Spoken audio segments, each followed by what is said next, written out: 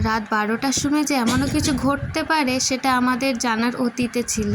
তো আরেকটি নতুন ব্লগ নিয়ে চলে এসেছি। আশা করছি আপনারা ভালো আছেন এবং সুস্থ আছেন। তো রাত 12টার সময় যখন আমরা খেয়ে দিয়ে উঠি তখন ওকে দেখি ও খেলা করছে। পাশের যে কালো ফ্যানটা আছে দেখবেন, ওটা খেয়াল করবেন। তো আজকে রাতটা মানে গরম ছিল আজকে রাতে, যে আমি ভাবলাম তাহলে ফ্যানটা আজকে নামিয়েই শুই। আর নামাতেই চক্ষু চড়ক গাছ। আমি ফ্যানটা নামাই নিজের হাতে, তখন দেখি নিচে একটা হলুদ রঙের দড়ি ঝুলছে। এবার আমি তো জানি এবার ঘরে দড়ি বলে কিছু নেই নিচে, বা ফ্যানের নিচে কী করে দড়ি আসবে।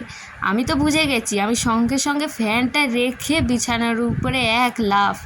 তারপরে দেখি একটা বড় সাপ ওর নিচে, ফ্যানের নিচে জড়িয়ে পেঁচিয়ে বসেছিল। আমরা জানি না এই সাপটাকে কী বলে, আপনারা যদি জানেন বা জেনে থাকেন নিশ্চয়ই বলবেন।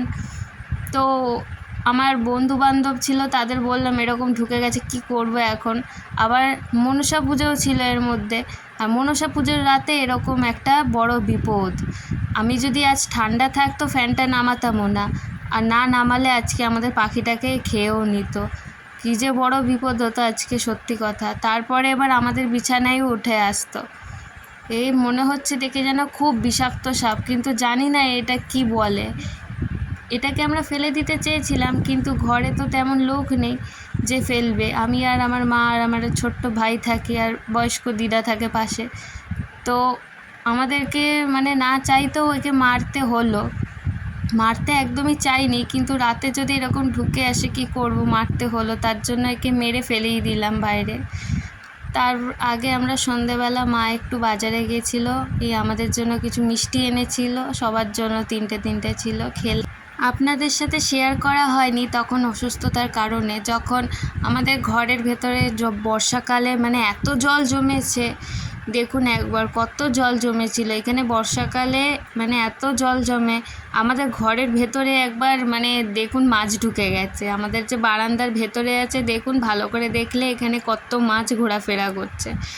এই ভিডিওগুলো আপনাদের সাথে আগে শেয়ার করতে পারিনি অসুস্থতার কারণে, কিন্তু কিছুদিন আগে যখন বর্ষা ছিল মানে এত জল, তখন এই সাপটা এই জলেও ঢুকে এসেছিল দুবার। তো মা তাড়িয়েছিল লাঠি দিয়ে, কিন্তু ও ঠিক তককে ছিল।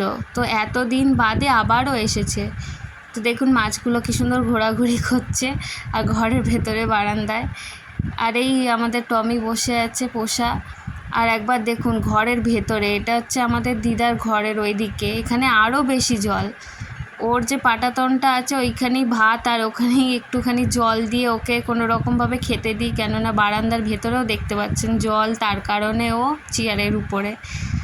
আর আমি আমার মামার চোটেই পড়ে যাচ্ছি, বড় ওই জন্য লাগছে, কেননা এত জল। দেখুন একবার রান্নাঘরের ভেতরটা একবার দেখুন, মানে কত জল জমেছিল সেবারে। আপনাদের সাথে শেয়ারই করতে পারিনি জল। ঘরের ভেতরে জল, বাইরে জল, রান্নাঘরে জল থই করছে। গ্যাস ঘরের ভেতরে রাখতে হয়েছে, যার কারণে আমাদের বড় বালতিও ডুবে গেছে, বড় ড্রামটা। এত জল দেখুন একবার, ঘর আর রাস্তা সব এক হয়ে গেছে। এর কারণেই আমাদের এখানে সাপ খোপের অনেক বড় বিপদ থাকে। আমাদের এখানে দেয়াল চিতি বোড়া, তারপরে জলডোরা আছে, তারপরে আরও বিষাক্ত নানা ধরনের সাপ আছে, সব আমাদের এখানে ঘোরাঘুরি করে। এখানে থাকতেও ভীষণ ভয় লাগে বন্ধুরা, ভীষণ ভয় লাগে যে কখন কি না একটা বিপদ ঘটে যায়। আর এইখানটা দেখুন, এইখান দিয়ে তো যাতায়াতই মানে বন্ধ, এই রাস্তাটা যাতায়াতই বন্ধ, এখানে যেতে পারছি না, সব ঘরের ভেতর দিয়ে যাওয়া আসা হচ্ছে। এখানে যদি কেউ যায় এমন হড়কে পড়বে, সে আর বাঁচার মতো থাকবে না। মানে আমি যদি এখান দিয়ে হেঁটে যাই, পিছন মুড়ে দেখবো আমার বড় পায়ের ছাপ পড়ে গেছে, এত শ্যাওলা। আর ওইখানে আমাদের তুলসী মঞ্চ, তারপর ওই পাশে বাথরুম আছে, কিন্তু আমাদের ওখানে বাথরুম এখন ইউজ করা যাবে না, এত জল সব এক হয়ে গেছে। বেচারি আমাদের যে কুকুরটা আছে টমি, সেও আশ্রয় নিয়েছে সেই চেয়ারের উপরে।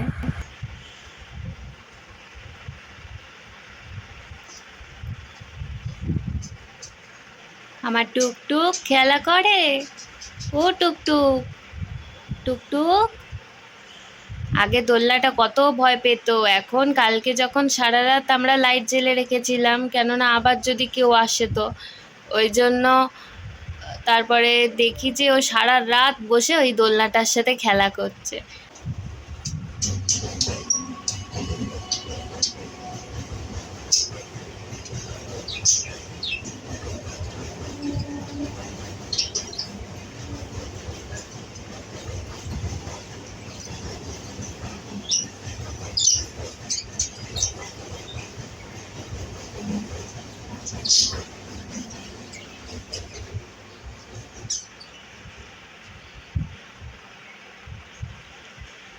এত অবস্থা খারাপ ছিল, ওই জন্য আপনাদের সাথে ব্লগ শেয়ার করে উঠতে পারিনি। তো এখন অসুস্থতা এতটাও নেই, এখন অনেকটাই ঠিক আছে। তো আপনাদের সাথে ওই জন্য আমি আবার নতুন ব্লগ নিয়ে এসেছি দুদিন।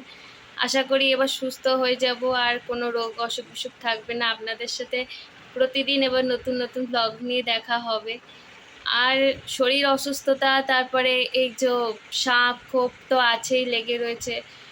আর কার্বলিক অ্যাসিড শুনেছি নাকি সাপের জন্য ভালো, আর ঘরে আসে না, তো ওইটাও দেওয়া হয়েছিল। একদিন আমাদের আলমারির পিছনে ওখানে কার্বলিক অ্যাসিড রাখা হয়েছে, তারপরে আপনার কালো ফিনাইল রাখা হয়েছে। দেখি একদিন ওর মধ্যেই ও পেঁচিয়ে বসে আছে।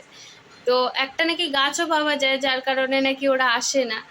কিন্তু একজন বলেছিল কমেন্টে, মানে যে যার দেখেছিলাম যেখানে, যে ওই গাছের ফলে নাকি ওরা আসে না। তো ওই গাছ দিয়েই নাকি ওরা মাঝে মাঝে ওখান দিয়ে নাকি ঘোরাফেরা করতো। তো এবার বলুন এমন কি জিনিস আছে যেটা দিলে ওরা আর আসবে না? কেননা একে তো আমরা আছি, আমার ছোট ভাই আছে, বাচ্চা আছে একটা ঘরে, তারপরে সবাই। এবার যদি হঠাৎ করে আনসার্টেন কামড়ে দেয়, তখন এবার রাত বিরাতে একটা খুব বড় বিপদ। তো কি করলে আসবে না, আপনারা যদি জেনে থাকেন একটু দয়া করে বলবেন। কেননা আমাদের ছোট্ট যে পাখি আছে, আমাদের নতুন ফ্যামিলি মেম্বার, একদিন দেখবো ঘুমাচ্ছি রাতের বেলা, বুঝতেও পারবো না, খেয়ে নেবে। সেদিন যদি ফ্যানটা না নামাতাম, যদি গরম না থাকতো, তাহলে এতক্ষণ হয়ে যেত। তো কি বলবো বন্ধুরা, খুব বড় মানে বিপদের পর বিপদ, কিছুতেই কিছু ঠিক হচ্ছে না জীবনটা। তো আজকে ব্লগটা এই পর্যন্তই, দেখা হচ্ছে পরবর্তী আরেকটি ব্লগ নিয়ে। আশা করছি আপনারা ভালো আছেন, সুস্থ আছেন। নমস্কার।